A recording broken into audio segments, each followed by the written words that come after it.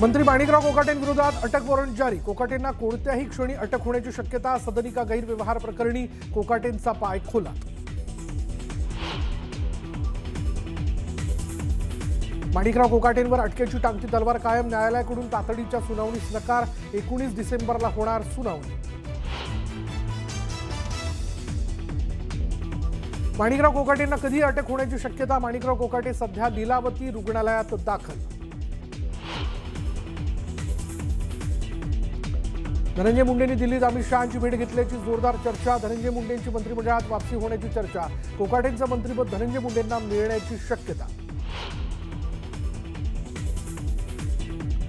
Dhananjay मुंडेंचं 100% comeback होणार। धनंजय मुंडेंना मंत्रिपद मिळणार, करुणा मुंडेंना खात्री। न्यूज 18 लोकमतला करुणा मुंडेंची एक्सक्लुझिव्ह प्रतिक्रिया। नवाब मलिकांऐवजी सना मलिकांच्या नेतृत्वात निवडणुका होण्याची शक्यता। सना मलिकांचा चेहरा समोर करण्याचा अजितदादांचा विचार असल्याची सूत्रांची माहिती।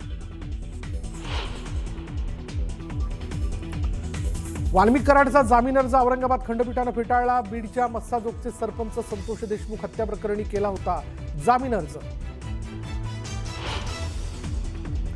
आणि मनपा निवडणुकीसंदर्भात शिंदे फडणवीसांची चर्चा। सन्मानजनक जागा वाटपावर दोन्ही नेत्यांमध्ये चर्चा।